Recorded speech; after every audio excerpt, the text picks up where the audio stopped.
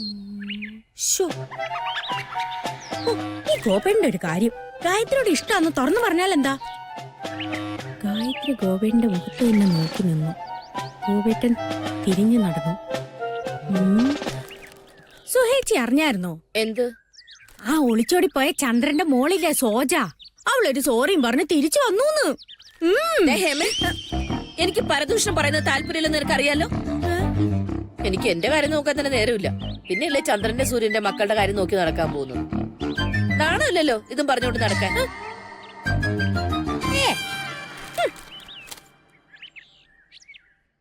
എന്നിട്ട് അവള് വന്നിട്ട് അവളുടെ കുടുംബക്കാരെ വിളിച്ചോണ്ട് കാശിക്ക് പോയി.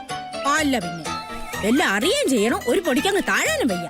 പിന്നെ എനിക്ക് മനസ്സില്ല പറയാൻ.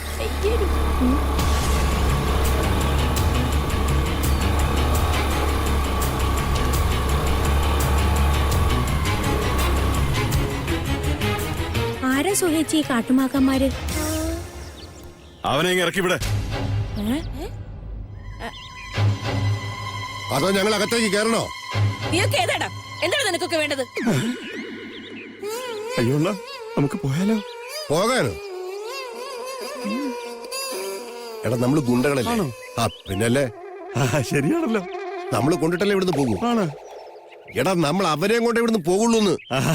അങ്ങനെ അതെ, അങ്ങനെ ശബ്ദം കാട്ടി പേടിപ്പിച്ച് ഓടിക്കാനൊന്നും നോക്കണ്ട. ഞങ്ങൾ അവനെ കൊണ്ടേ പോകും.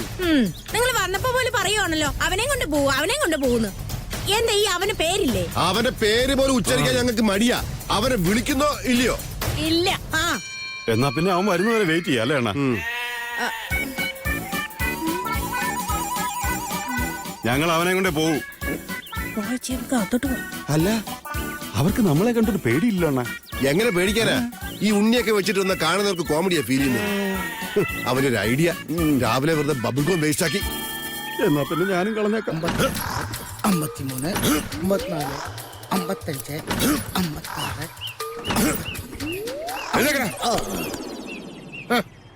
നീ ഇവിടെ സുഖിക്കാണല്ലേ ഞാനിങ്ങനെ കഷ്ടപ്പെടുമ്പോ?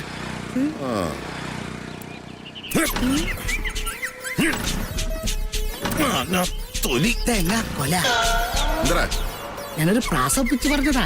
നീ അധികമായിട്ട് അങ്ങനെ പ്രാസോപ്പിക്കണ്ട കേട്ടാ.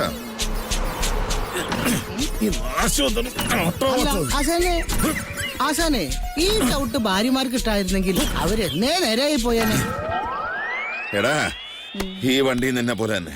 എന്താ? ഒരിക്കലും നന്നാവാനും പോകുന്നില്ല, മനുഷ്യനായിട്ട് മെനക്കെടുത്തേക്ക്.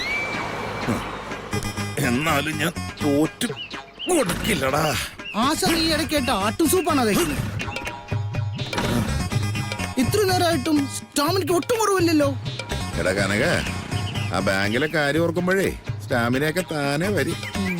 എത്രയും പെട്ടെന്ന് എനിക്കിത് അടിച്ച് സ്റ്റാർട്ട് ആക്കണം, എന്നിട്ട് ബാങ്കിൽ എത്തണം. ആശാനെ ബാങ്ക് പോകുന്നതൊക്കെ കൊള്ളാം, നമ്മൾ പറയണത് അവര് കേൾക്കൂ? പിന്നെ എന്താടാ എടാ, ഈ ബാങ്കിലൊന്നും ചെവിയേക്കാത്തവരൊന്നും ജോലിക്ക് വെക്കില്ല. കസ്റ്റമേഴ്സിനോടൊക്കെ കാര്യങ്ങൾ ഡീൽ ചെയ്യേണ്ടതല്ലേ. ഓ ആശാനെ, ജപ്തിക്ക് സാവകാശം വേണമെന്ന് പറയാനല്ലേ നമ്മൾ പോകുന്നത്. അതവര് കേൾക്കുമോന്നാ ചോദിച്ചത്. പിന്നെ കേൾക്കാതെ സാവകാശം തന്നില്ലെങ്കിലും കാര്യങ്ങളൊക്കെ അവര് കേൾക്കും.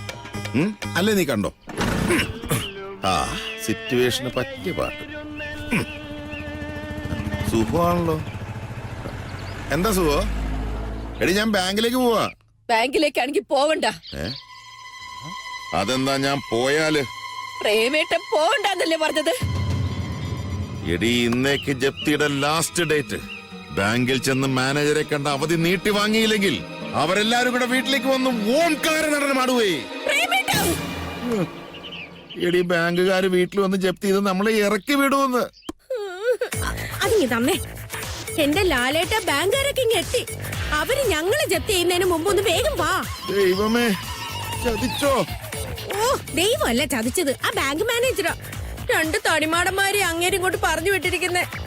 അതിലൊരുത്തൻ ഞങ്ങളെ മസിലുരുട്ടി കാണിക്കുന്നു. നീ മസിൽ വെക്കേ. അല്ല നീ ഫോൺ വെക്കേ, ഞാൻ ദേ വരണു. ഇപ്പൊ തന്നെ വരുമെന്നോ? എന്താ ആശാനെ, അപ്പൊ ബാങ്ക് പോണ്ടേ? അവര് കൃത്യനിഷ്ഠയുടെ കാര്യത്തിലേ വളരെ കൃത്യന്ന് പറയുന്നു. അത് വളരെ ശരിയാണ്. അവര് കൃത്യസമയത്ത് തന്നെ വീട്ടിൽ ചെന്ന് കുത്തിയിരിപ്പുണ്ട്. എന്താവോ എന്ത്.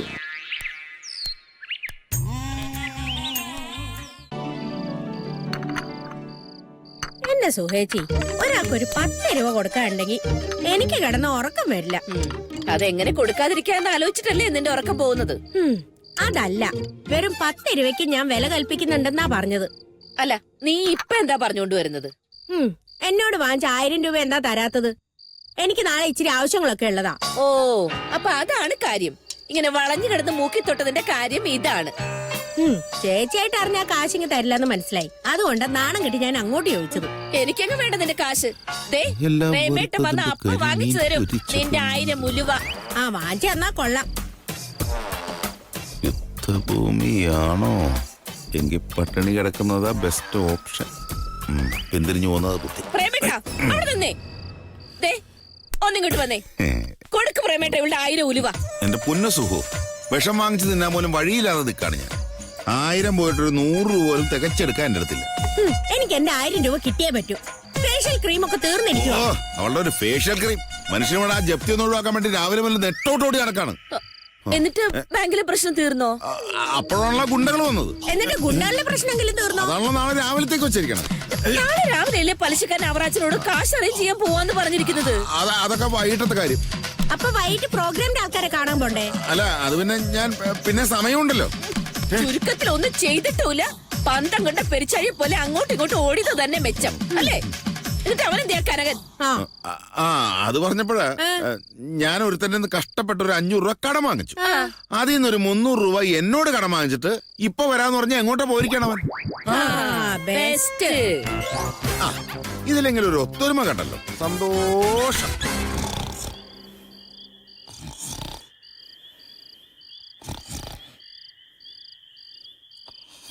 കൊല്ലു ഞാൻ. ആശാൻ എന്തെങ്കിലും പറഞ്ഞോണ്ടല്ലോ.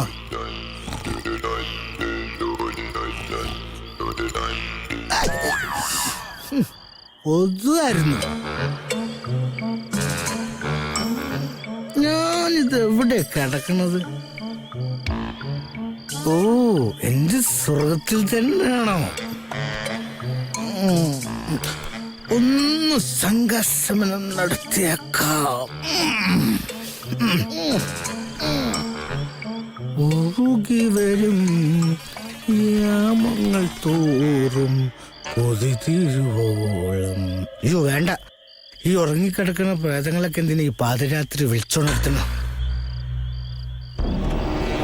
Hello hello hello, very nice to meet U.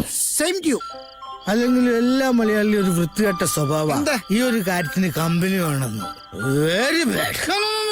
അങ്ങനെ പറയരുത്. മിണ്ടിയും പറഞ്ഞു ഇങ്ങനെ കാര്യം സാധിക്കുന്നതിന് ഒരു പ്രത്യേക സുഖം തന്നെയാണ്. ഞാനിതിപ്പോ അനുഭവിക്കുകയാണ്. കണ്ടവന്റെ പറമ്പാകുമ്പോ സുഖം കൂടും. കഴിഞ്ഞില്ലേ? കഴിഞ്ഞു. പക്ഷെ ആ നേരത്തെ പറഞ്ഞ സുഖത്തിന്റെ ഹാങ് ഓവറിൽ അങ്ങനെ ഇരുന്നു പോയതാ. ഓ, അല്ല താനിതാരാ? ഓ, മനസ്സിലായില്ലല്ലേ? ഭാഗ്യം. വരട്ടെ. പിന്നെ നീ പറയുമ്പോ നിൽക്കാൻ നീ എന്നെ പഠിപ്പിച്ച സാറല്ലേ? കള്ളാന്ന് വിളിക്കരുതെന്നാ പറഞ്ഞേ. ഇല്ലടാ, പാതിരാത്രി തലയിൽ മുണ്ടിട്ട് കക്കാൻ പറഞ്ഞതിന് മഹാനെ എന്ന് വിളിക്കടാ. കൊല്ലുടാ.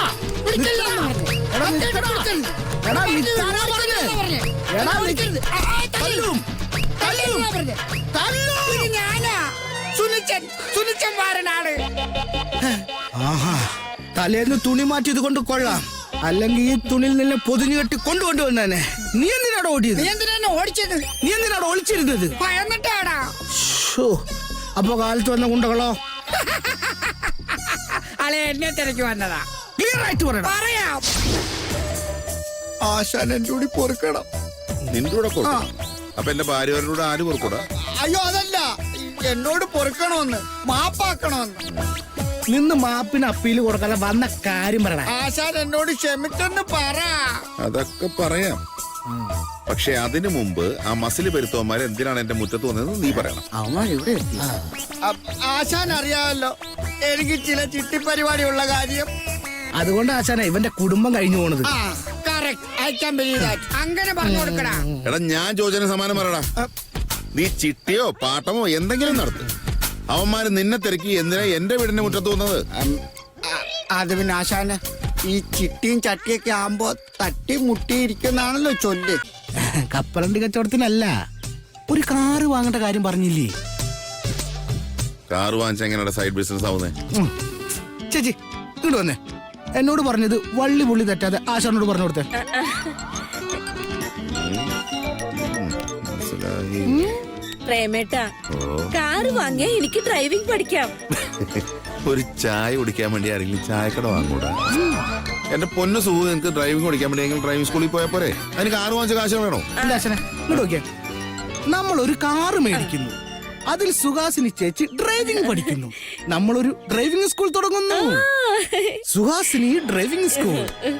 പിന്നെ ചേച്ചിയല്ലേ ആശാനെ ഈ നാടിന്റെ ഡ്രൈവിംഗ് സ്കൂൾ. എന്തോന്നൊക്കെയാണ് ഈ പറയണേ? അയ്യോ തെറ്റിദ്ധരിക്കല്ലേ. ചേച്ചി ഒന്ന് പറഞ്ഞു കൊടുത്തേ. എന്റെ പ്രേമേട്ടാ, ഇത് ഏത് കാലാ? ഇത് എന്റെ കാല്, ഇത് നിന്റെ കാല്, ഇത് അവന്റെ കാല്. അതല്ല, ഇത് ഏത് കാലമാണെന്ന്. എന്നെ സംബന്ധിച്ചിട്ടാണെങ്കിൽ ഇത് കരികാലം.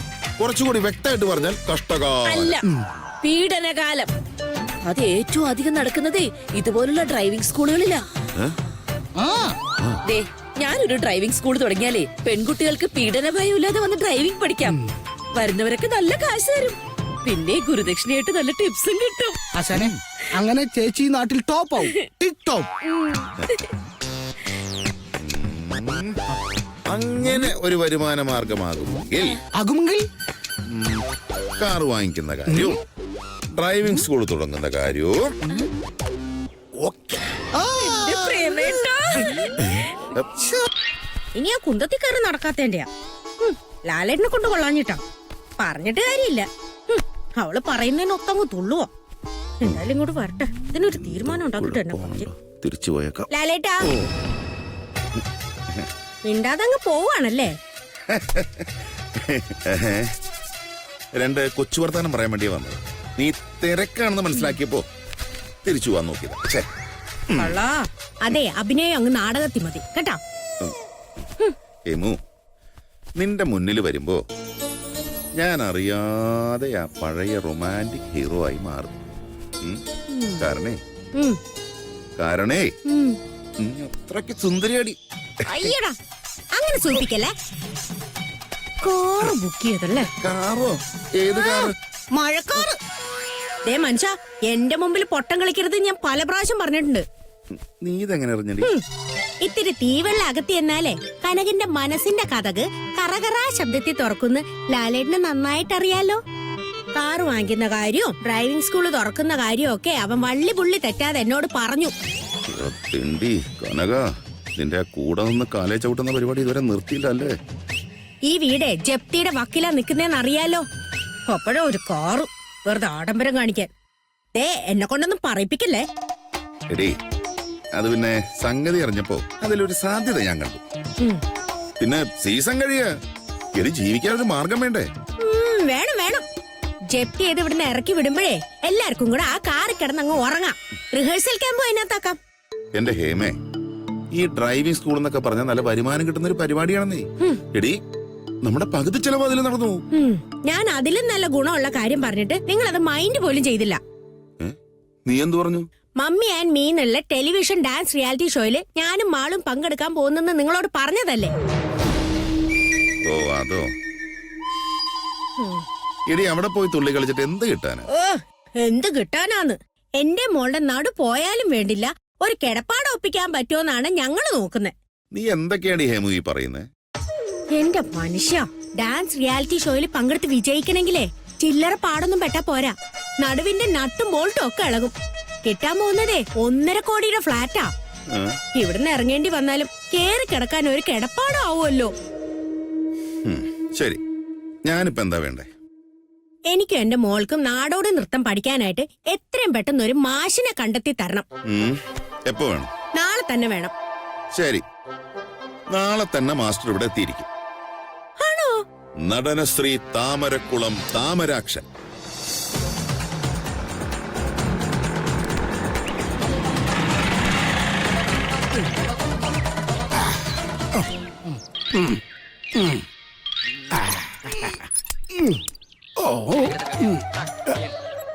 എന്തൊക്കെ ഈ കാണിക്കുന്നത്? എങ്ങനെയുണ്ട്? നന്നായിട്ടില്ലേ? രാവിലെ എഴുന്നേറ്റപ്പോ ഭൂമി വന്ദനം ചെയ്തിട്ടില്ലായിരുന്നോ? ആണോ? നീലക്കാർ വർണ്ണൻ. നീലക്കാർ വർണ്ണൻ. എടാ കനക, എന്തൊക്കെയായാലും ഈ കാറ് മുറ്റത്തിങ്ങനെ കിടക്കുന്നത് കാണുന്നത് തന്നെ ഒരു പ്രത്യേക സുഖമാണ് അല്ലടാ. നോക്കണേ. എടാ കനക, പണ്ടൊക്കെ ഈ തറവാടുകളുടെ ഒക്കെ മുറ്റത്ത് ആന നിൽക്കുന്നത് ഒരു അന്തസ്സായിരുന്നു. പക്ഷെ ഇപ്പൊ ഇതുപോലുള്ള കാറ് തന്നെ കിടക്കണം. എന്റെ ആശാനെ, ഗുരുവായൂർ കേശവന്റെ തലയെടുപ്പ് പോലെ ആശാന്റെ പേരും പ്രശസ്തിയും ഈ കാറ് നിലനിർത്തും. തലയെടുപ്പൊക്കെ ഓക്കെ, പക്ഷെ ഇത് കാരണം ആരും എന്റെ തലയെടുക്കാതിരുന്ന ഡബിൾ ഓക്കെ. ആര് തലയെടുക്കാൻ? ഇവൻ നമ്മുടെ പഞ്ചായത്ത് റോഡിന്റെ കുണ്ടിലും കുഴിയിലും ചാടി തുള്ളി പോകുമ്പോ ആ ഐശ്വര്യത്തിന്റെ പുകയും കേൾക്കാൻ ഇമ്പമുള്ള കറകറ ശബ്ദവും ഇവൻ നമ്മുടെ നാട്ടുകാരെ കയ്യിലെടുക്കും.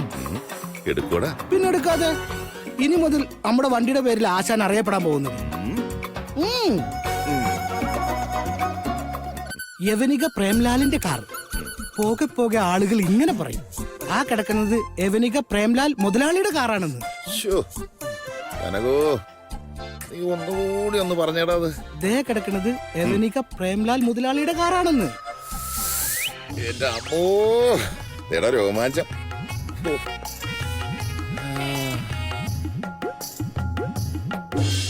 ആശാനെന്താ സ്വപ്നം കാണാനാ?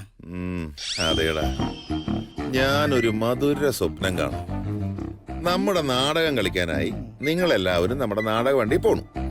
ഞാൻ തൊട്ടു പിന്നാലെ ഈ കാറില് മുതലാളിയെ പോലെ ഗമയിലിരുന്ന് ഒരു വരവ്. കനകോ, എങ്ങനെയുണ്ട് അവിടെ എന്റെ വരവ്? നമ്മുടെ ഈ വണ്ടിയിലാണോ ആശാൻ നാടകം കളിക്കുന്ന സ്ഥലത്തേക്ക് വരുന്നത്? അതേ. അപ്പോ നാടകത്തിൽ ദശരഥ മഹാരാജാവിന്റെ ഇന്റർവെല്ലിന് ശേഷമാണോ? അല്ല, അപ്പോഴേക്കല്ലേ അത് അവിടെ ഓടിയെത്തുള്ളൂ. ശാപം.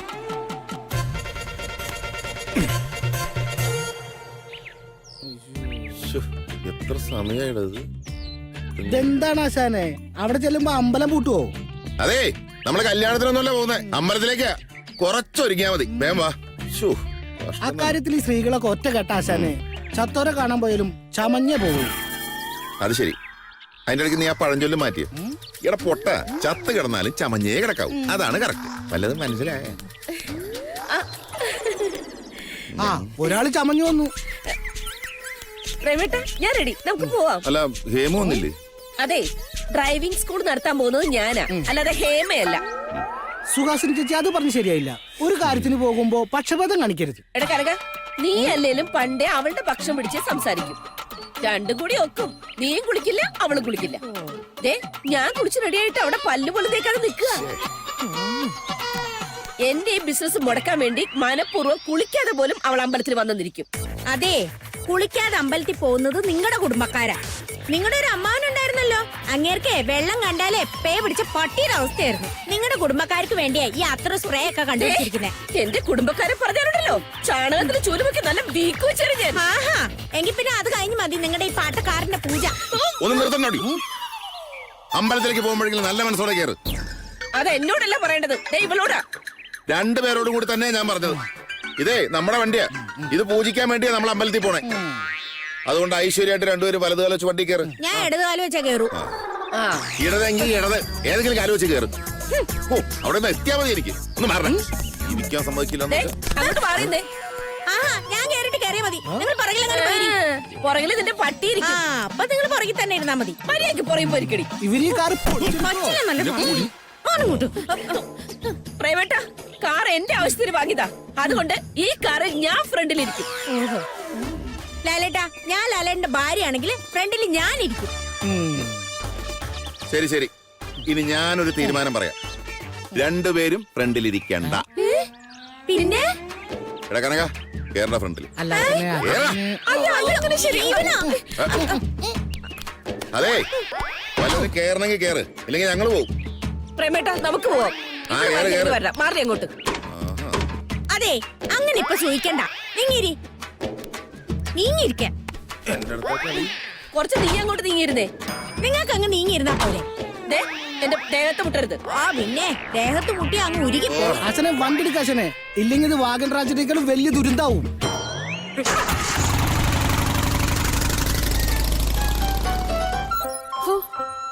അങ്ങനെ കൊറേ നാളത്തെ ഒരു വലിയ മോഹ ഇന്ന് പൂവണിഞ്ഞിരിക്കുന്നെ. Marthanda Varma, the founder of Travancore, Marthanda Varma. എന്തൊരു പാടാ ഇത്. The founder of Travancore, Marthanda Varma. The founder of Travancore, Marthanda Varma. The അത് തന്നെ പവർ തന്നെ. Religion one caste, Narayana Guru. One religion one caste one.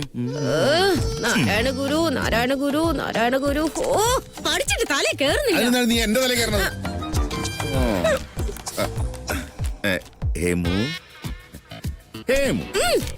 പേണങ്ങല്ലടി കിടക്കറായില്ലേ? ലാലേട്ടൻ കിടന്നു. എനിക്കിത് ഈ ബുക്ക് മുഴുവനും ബൈഹാർട്ട് ആക്കിയിട്ടേ കിടക്കാൻ പറ്റൂ. ഈ ബുക്ക് എടി ഇത് ഇംഗ്ലീഷാ. നീ ഇത് കാണാപ്പാടം പഠിച്ചു വരുമ്പോഴേക്ക് എനിക്ക് കുറഞ്ഞത് 90 വയസ്സെങ്കിലും ആയിട്ടുണ്ടാവും. എടി ചിലപ്പോ ഞാൻ കുഴിയിലും പോവും. അപ്പൊ നിങ്ങക്ക് ചത്താലും അഭിമാനത്തോടെ ചാവാലോ. എങ്ങനെ? നല്ല ജനറൽ നോളജ് ഉള്ള ഒരു ഭാര്യയുടെ ഭർത്താവ് എന്ന നിലയ്ക്ക്. മോളെ ഹേമേ. എന്താ വിളിച്ചത്? മോളേന്നോ? ആ, ഞാൻ ഇനി നിന്നെ അങ്ങനെ വിളിക്കും. മോളൂ, കാലത്ത് മുതൽ വൈകിട്ട് വരെ ഒരു 100 കൂട്ടം തലവേദനയുമായിട്ട് തെക്കോട്ടും വടക്കോട്ടും ഓട്ടും അല്ലേ മോളുടെ ലാലേട്ടൻ? അപ്പൊ ഞാനോ? സംശയമുണ്ടോ? നീയാണെങ്കിൽ ഈ വീട്ടിലെ മുഴുവൻ കാര്യങ്ങളും മാളുവിന്റെ കാര്യങ്ങളും ഒക്കെ നോക്കിയുള്ള പരക്കം പാച്ചു. എന്റെ പൊന്നോ, ഇപ്പോഴെങ്കിലും സമ്മതിച്ചല്ലോ. സമ്മതിച്ചു. മോളു, രാത്രി ഇവിടെ നമ്മുടെ ഈ ബെഡ്റൂമിൽ എത്തിക്കഴിഞ്ഞാ പിന്നെ നമ്മളെല്ലാം മറക്കണം. ഏത്?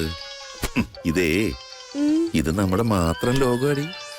മറ്റൊരു ചിന്തയും ഇവിടെ നമ്മളെ അലട്ടാൻ പാടില്ല.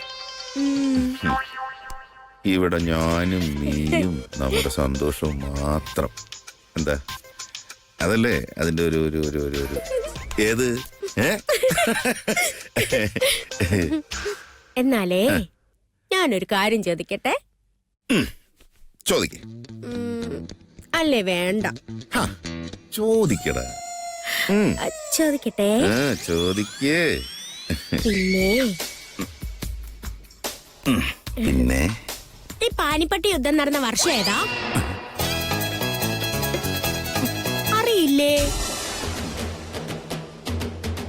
അങ്ങനെയാണെങ്കിലേ മുഗൾ സാമ്രാജ്യത്തിന്റെ ആദ്യത്തെ രാജാവ് മരിച്ചത് ഏത് വർഷ? അതും അറിയില്ലേ? അയ്യേ, അത് പോട്ടെ.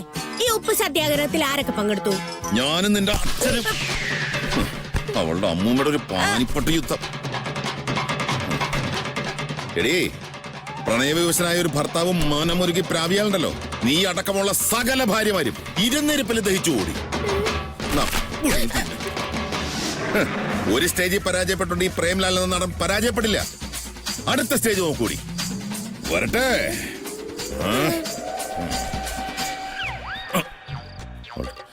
അവളുടെ പാനിപ്പട്ടും സത്യാഗ്രഹവും അവളുടെ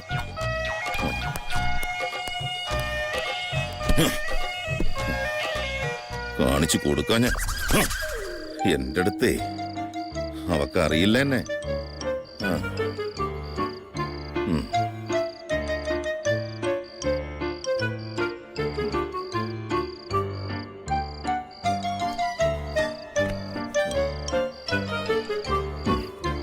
ഇനി ഇവളെന്ത് ഭൂകമ്പം ഉണ്ടാക്കാനാണോ ദൈവമേ വന്നേക്കണേ? പ്രേമേട്ട, എന്താ? ഞാൻ കണ്ടു. എന്ത്? ഹേമയുടെ മുറിയിൽ നിന്ന് വെടികൊണ്ട പന്നിയെ പോലെ ഓടുന്നത് ഞാൻ കണ്ടൂന്ന്. അവളല്ലല്ലോ അങ്ങനെയാ, പലപ്പോഴും സാഹചര്യവും യാഥാർത്ഥ്യവും അറിയാതെ പെരുമാറും. അതാ ഞാനും അവളും തമ്മിലുള്ള വ്യത്യാസം പ്രേമേട്ടൻ ഇതുവരെ മനസ്സിലാക്കാത്തതും. എന്റെ സുഖോ, നീ തന്നെയാണോ ഈ പറയുന്നത്? എടി, എനിക്ക് വിശ്വസിക്കാനേ കഴിയുന്നില്ലേ. അല്ലേലും എന്നെ മനസ്സിലാക്കാൻ പ്രേമേട്ടൻ ഇതുവരെ ശ്രമിച്ചിട്ടില്ലല്ലോ. എന്റെ ഉള്ളിലുണ്ട് ഇങ്ങനെ സ്നേഹത്തോടെ സംസാരിക്കാൻ പറ്റുന്ന ഒരു മനസ്സ്.